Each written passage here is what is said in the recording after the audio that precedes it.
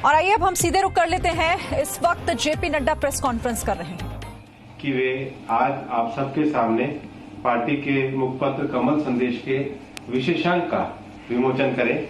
माननीय जगत प्रकाश नड्डा जी, दोनों भाषाओं में, हिंदी तथा अंग्रेजी में।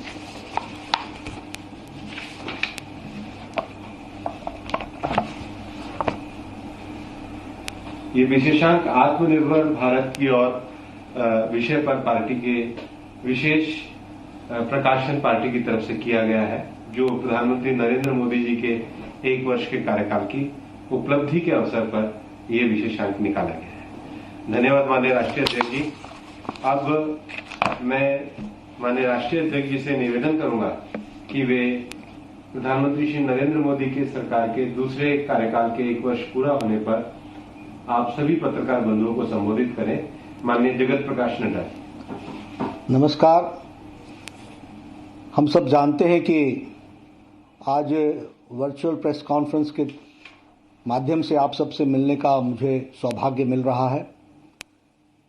मैं चाहता तो ये था कि आपके साथ पार्टी कार्यालय में मिलकर के प्रेस कॉन्फ्रेंस करता और 1 साल के किए गए कार्यों के बारे में चर्चा करता, लेकिन हम सबको मालूम है कि हम सब लोग कोरोना वायरस के साए में अपने दैनंदिन कार्य को चला रहे हैं और डिजिटल वर्ल्ड का सहारा लेते हुए, डिजिटल टूल्स का सहारा लेते हुए इस वर्चुअल प्रेस कॉन्फ्रेंस में हम सब लोग शामिल हुए हैं। एक बार पुनः आप सबका इस प्रेस कॉन्फ्रेंस में आने पर स्वागत करता हूं मैं।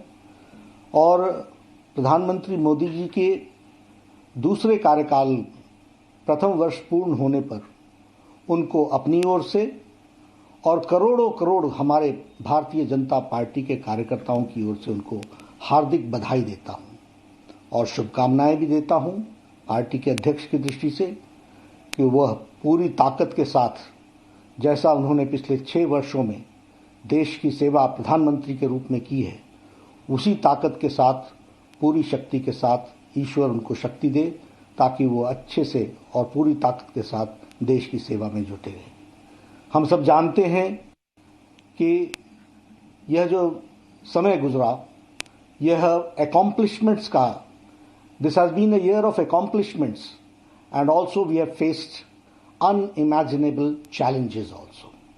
और प्रधानमंत्री जी ने बखूबी सारी चीज़ों को फ्रंट से लीड करके देश को एक दृष्टि दी और देश की सेवा में कोरोना के वायरस के साये को भी ठीक तरीके से संभालने का काम किया है। ये सब हम लोग जानते हैं।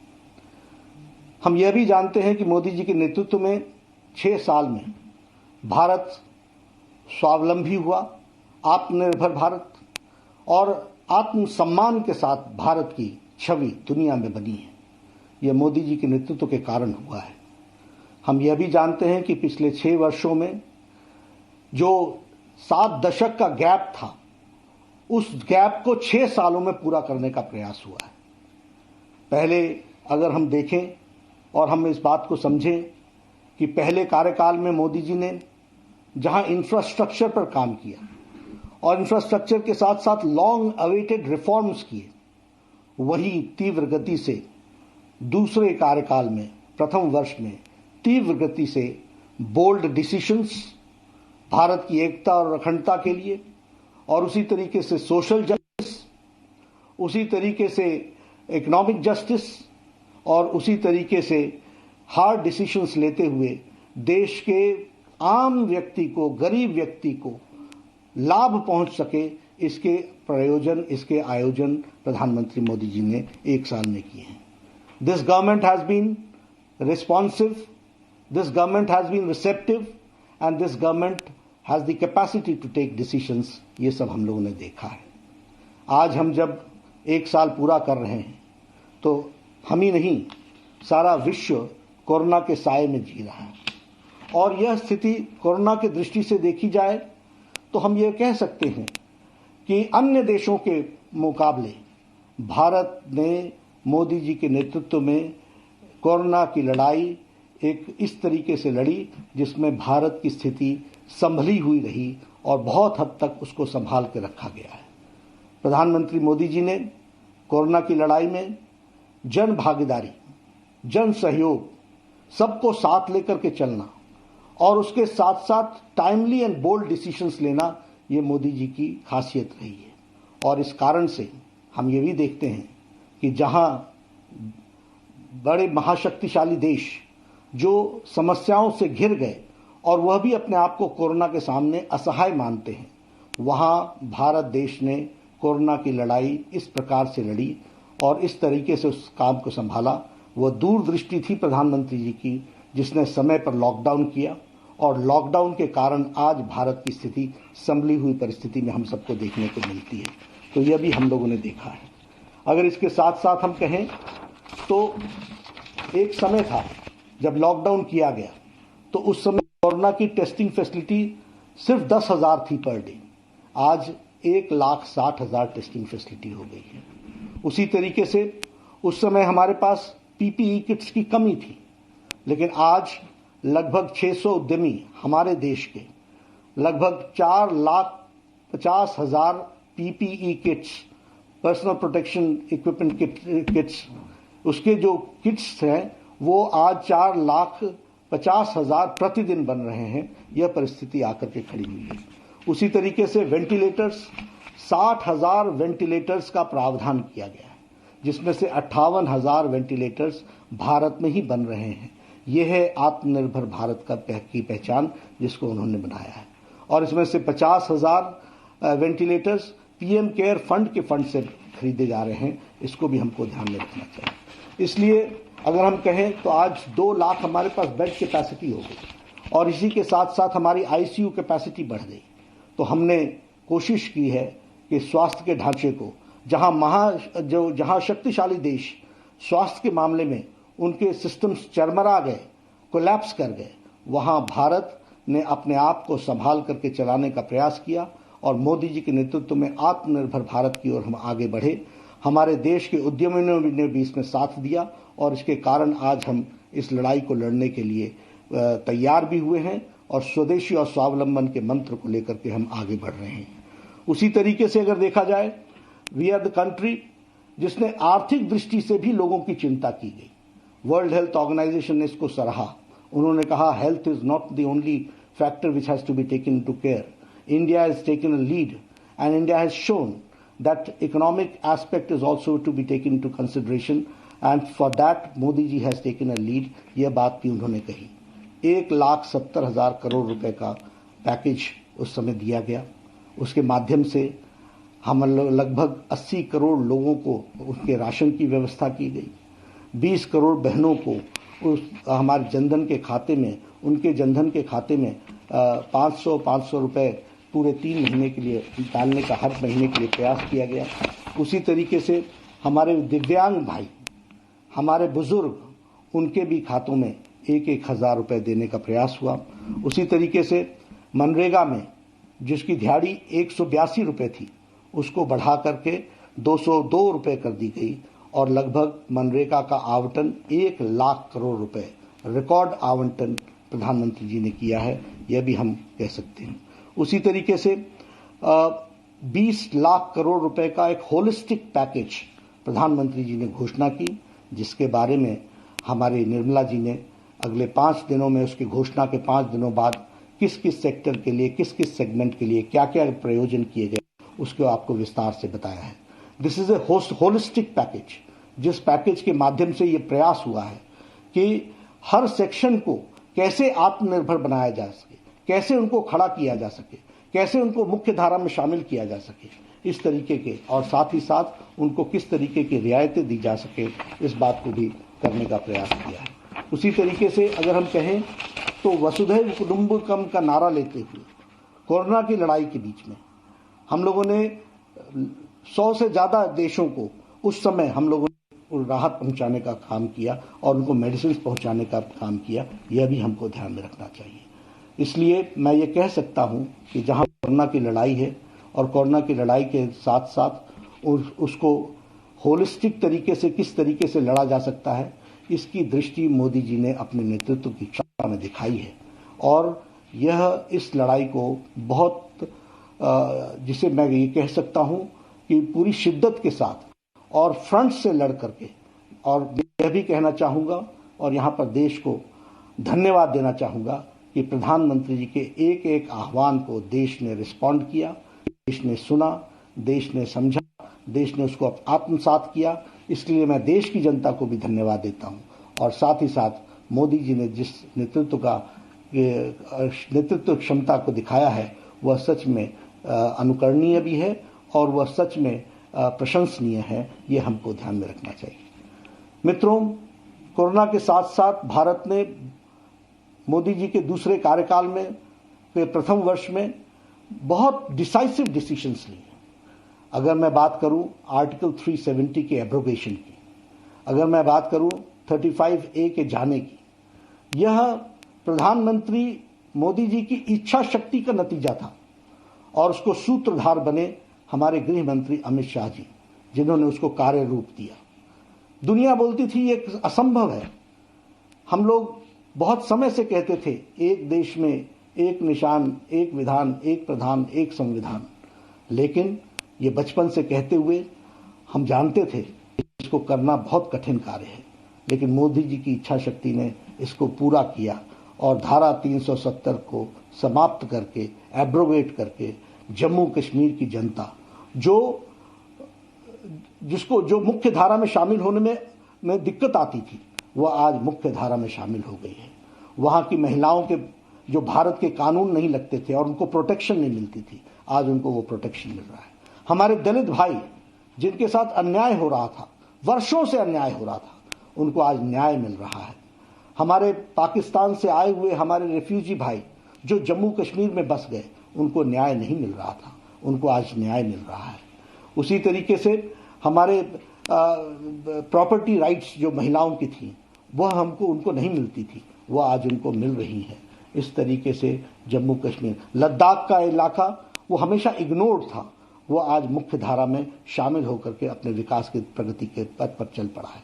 इसलिए धारा 370 ये देश की एकता और अखंडता का बहुत महत्वपूर्ण फैसला था जिसको मोदी जी ने लिया है। अगर हम उसके साथ साथ बात करें तो हमारे CAA का सिटीजन्स अमेंडमेंट एक्ट, वर्षों से बात चली आ रही थी कि हमारे अफगानिस्तान से, हमारे बांग्लादेश से, हमारे पाकिस्तान से जो बेचारे आए हैं, रिलीजियसली परसिक्यूटेड हैं, उनको यहाँ पर भारत में स्थान मिलना चाहिए, लेकिन ये काम नहीं हो पा रहा था। प्रधानमंत्री मोदी जी ने फैसला लिया और इस फैसले के कारण आज CAA सिटीजन्स अमेंडमेंट एक्ट लागू हुआ और उनको मुख्य धारा में शामिल होने का मौका मिला, उनको सिटीजनशिप राइट्स मिले। ये हम ध्यान में है। हमारी मुस्लिम बहनें, हमारी माताएं जो 3 तलाक के कारण बहुत तकलीफ में थी, दिक्कत में थी, उनकी चिंता प्रधानमंत्री जी ने की और जो ट्रिपल तलाक था उसको जो एक कुरीति थी उसको समाप्त करने का काम प्रधानमंत्री मोदी जी ने किया है। उसी तरीके से टेररिज्म से लड़ने के लिए देश में UAPA unlawful activities prevention act के तहत टेररिस्ट को टेररिस्ट घोषित करना, उसके खिलाफ एक्शन लेना, यह काम भी प्रधानमंत्री जी ने बखूबी कानून में परिवर्तन ला करके किया। NIA की इन्वेस्टिगेशन एजेंसी की दायरे को बढ़ाया और उस दायरे को बढ़ाने के साथ साथ विदेशों में भी अगर ऐसी एक्टिविटी होती है तो उनको भारत के कानून के दायरे में ला करके उनके खिलाफ एक्शन हो, इस बात का भी प्रयास हुआ है। उसी तरीके से एक बहुत जिसको कहते हैं बोल्ड डिसीजन पॉक्सो का लिया गया, protection of children from sexual offence, उसमें डेथ पेनाल्टी का काम किया गया, तय किया गया कि यदि कोई बच्चे के साथ दुष्कर्म करता है तो उसको डेथ पेनाल्टी होगी। इस तरीके का कार्य को आगे बढ़ाया गया। यही नहीं, अगर हम बात करें इस छोटे से 1 साल के अंदर FDI के सिविल एविएशन में FDI की परमिशन दी गई ताकि सिविल एविएशन की इंडस्ट्री आगे बढ़े और इस तरीके से देश की इकोनॉमी को गति मिले। हम लोगों ने, मोदी जी ने कॉरपोरेट टैक्स को रिड्यूस किया। इस कॉरपोरेट टैक्स के रिडक्शन के कारण बहुत नीचे तक मार्केट में पैसा का सर्कुलेशन के माध्यम को आगे बढ़ाने का काम किया। उसी तरीके से बैंक्स मजबूती से आगे खड़े होकर के लोगों की सेवा में जुटे, इसलिए बैंक्स का मर्जर करके बैंक्स को मजबूत बनाया, उनकी लेंडिंग कैपेसिटी को मजबूत बनाया, एनपीओ को कम किया और लेंडिंग कैपेसिटी को आगे बढ़ाने का काम किया। अभी कोरोना के साए में ही एनबीएफसी लोन्स पर जो मॉरिटोरियम लगाया, उससे भी लोगों को राहत मिली है। उसी तरीके से कंपनीज एक्ट में परिवर्तन किया गया। कंपनीज एक्ट के परिवर्तन के कारण आज कंपनी सुविधा के साथ और हिम्मत के साथ अपनी बिजनेस एक्टिविटी को आगे बढ़ा सकते हैं, तो इस बात को भी ध्यान में रख करके किया गया। इजी लोन अरेंजमेंट्स इसी 20 लाख पैकेज में भी किया गया है एमएसएमई सेक्टर के लिए। और हम जानते हैं कि त्रिपुरा में ब्रू रियांग की समस्या बहुत लंबे समय से चल रही थी, लेकिन उस समस्या का कोई समाधान नहीं हो पा रहा था। हमारे गृह मंत्री जी ने मोदी जी के नेतृत्व में एक बहुत बड़ा फैसला लिया और जिसको कहते हैं सबका साथ, सबका विकास, सबका विश्वास। ये ब्रू रियांग बहुत छोटी जनसंख्या वाले लोग थे, लेकिन इनके लिए भी व्यवस्था की गई और इनके भी समस्या का सुझाव किया गया। ये हम आपके सामने शेयर करना चाहते हैं। उसी तरीके से बोडोलैंड की समस्या लंबे समय से चल रही थी, उसका भी समाधान किया गया। हमारे जो regional cooperation of economic partnership का आरसेप का विषय था, यह किसानों के खिलाफ था, ये उद्यमियों के खिलाफ था, ये मध्यम उद्यमियों के खिलाफ था। प्रधानमंत्री जी ने स्टैंड लेकर के आरसेप से अपने आप को अलग किया और यह देश के हित में फैसला इतना बड़ा लिया, वो हम सब जानते हैं और उसके लिए भी मैं उनको बधाई देता हूं। मित्रों, इस छोटे से काल में ऐसे छोटे बड़े बहुत से फैसले लिए गए, जिन फैसलों के कारण आज भारत देश एक मजबूत राष्ट्र के रूप में मोदी जी के नेतृत्व में आगे बढ़ रहा है, तीव्र गति से आगे चल रहा है, पूरी ताकत के साथ आगे बढ़ रहा है और भारतीय जनता पार्टी भी इसमें पीछे नहीं है। मैं एक बात निश्चित रूप से यहां यह भी बताना चाहता हूं कि हमारे जीवन में एक सपना रहा और ये दशकों का नहीं, सदियों का था, ये शतकों का सपना था कि रामलला का मंदिर, भव्य मंदिर वहां पर बने। इस काम को निश्चित रूप से सुप्रीम कोर्ट ने, पूरे 5 बेंच के जजेस ने एक मत से फैसला दिया। उनका फैसला हम सबके लिए स्वागत योग्य रहा, लेकिन यह भी मैं बताना चाहूंगा कि यह फैसला हुआ, इस फैसले को न आने में कांग्रेस ने लगातार लंबे समय तक अड़ंगा लगाया, लेकिन यह फैसला हुआ। आज मुझे खुशी है कि वहां पर प्रधानमंत्री जी ने वहां श्री राम तीर्थ स्थल का एक ट्रस्ट का उसको जमीन को आवंटित करके उस ट्रस्ट को हैंडओवर कर दी है। अब वहां पर भव्य राम मंदिर बनेगा, यह बात मैं आपको बताना चाहता हूं। मित्रों, ऐसी इस छोटे से कार्यकाल में इतने बड़े बड़े काम हुए और मैं ये जरूर कहना चाहूंगा कि भारतीय जनता पार्टी प्रधानमंत्री जी के साथ मिलकर के इस काम को नीचे तक पहुंचाने का काम कर रही है। आज भारतीय जनता पार्टी ने तय किया है, आज प्रधानमंत्री जी ने, आप लोगों ने देखा होगा, प्रधानमंत्री जी ने एक चिट्ठी देश के नाम संदेश भेजा है। इस देश के नाम संदेश जो भेजा है प्रधानमंत्री जी ने, इसको हमारे कार्यकर्ता 10 करोड़ परिवार तक पहुंचाने वाले हैं।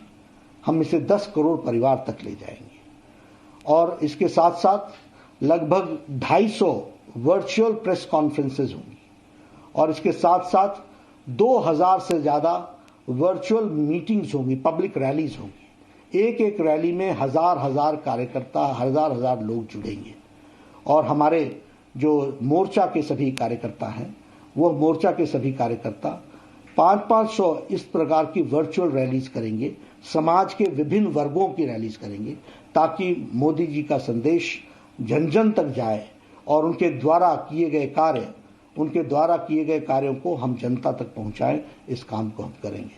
कोरोना के संकट में हम लोगों ने बहुत बड़ा काम किया।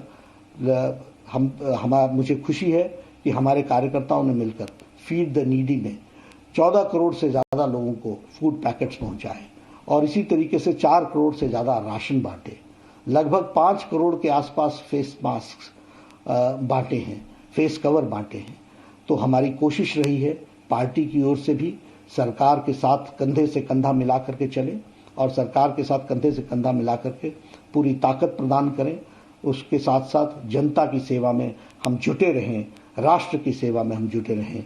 भारतीय जनता पार्टी एक अच्छा उपकरण बने राष्ट्र की सेवा में और मोदी जी के नेतृत्व में लाए गए कामों को अमली जामा पहुंचाने के लिए नीचे तक अपना काम करे, यही मैं कहना चाहता हूं।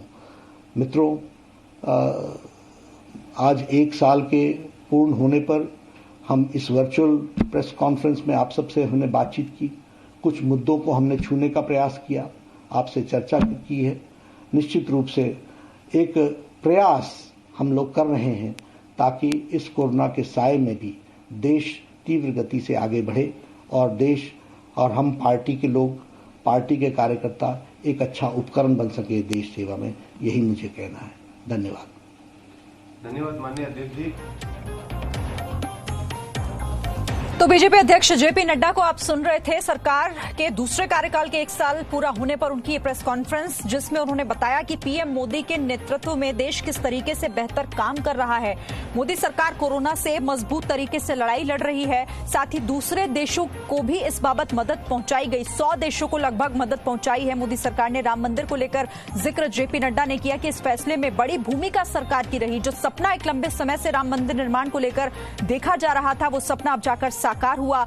जन जन तक पहुंचाने को लेकर प्रधानमंत्री नरेंद्र मोदी के संदेश को लेकर भी उन्होंने बड़ी बातें कही और कहा कि किस तरह से लगातार देश प्रधानमंत्री नरेंद्र मोदी के नेतृत्व में आगे बढ़ रहा है। और चलिए हम रुक रहे एक छोटा सा ब्रेक के लिए। Recording report. No signal, no worry. Presenting Z News app with live TV, latest updates and expert opinion. Available on Google Play and App Store. Download it now.